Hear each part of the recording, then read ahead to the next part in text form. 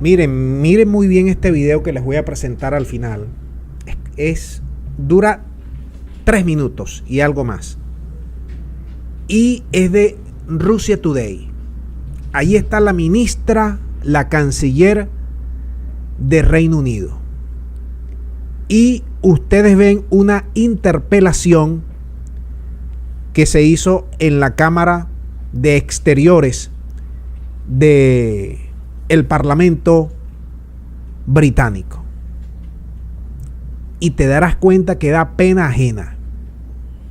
Una mujer que representa un estado, un país poderoso militarmente, económicamente, con un doble rasero impresionante, utilizando coletillas, sin argumentos sólidos, fiables, confiables, tomando aire y rebuscando ideas.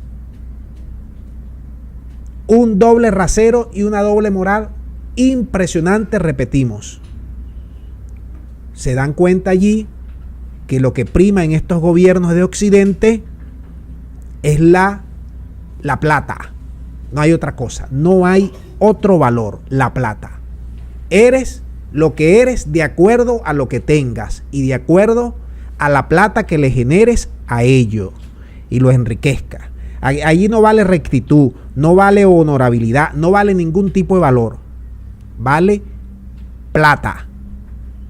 Y así, de esa forma, han impuesto gobiernos a lo largo del mundo, sobre todo en África, Latinoamérica, en Asia y en sus países satélites, porque lo utilizan de cualquier manera para generarle plata e intereses, sea dictador, sea violador de derechos humanos, no importa cuál método utilicen, sea por la vía del golpe, sea por la vía del interinato, sea por la vía del lawfare, sea por la vía de campañas agresivas para derrocar a la gente de acuerdo a sus cañones mediáticos.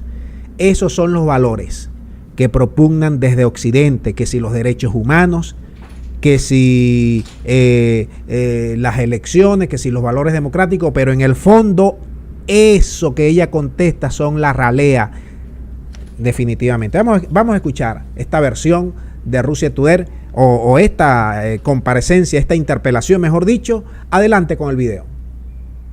You said, you were talking about authoritarian regimes earlier, and you've said that the UK should be a robust counterweight to authoritarian regimes and that we are ending our dependency on authoritarian regimes for energy. How would you describe the Gulf states? I would describe the Gulf states as partners of the United Kingdom. We're currently negotiating a trade deal with the GCC.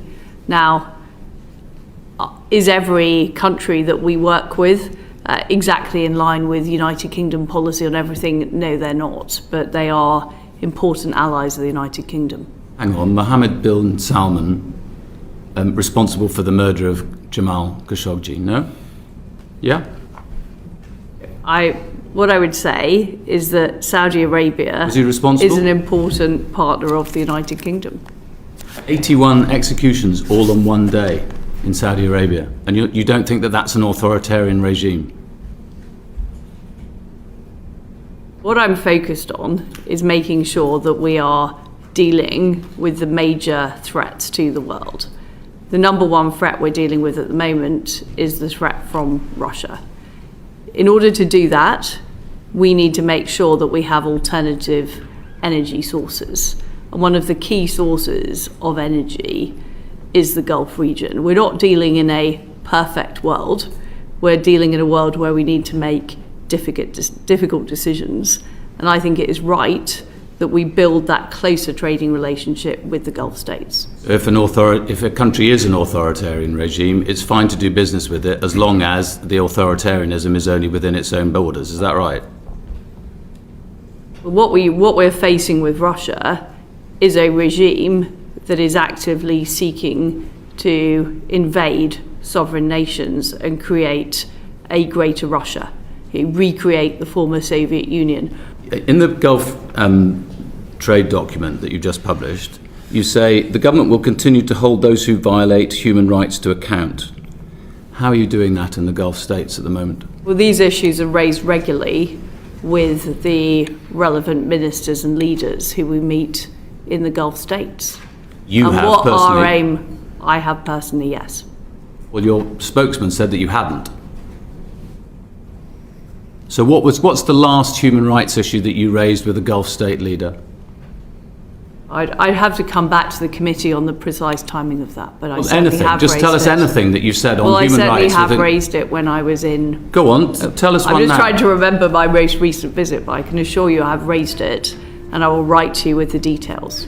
You can't remember a single human rights issue that you've raised with a Gulf state leader? Well, I've raised particular issues when I've been in the Gulf about Well, name human one. rights issues.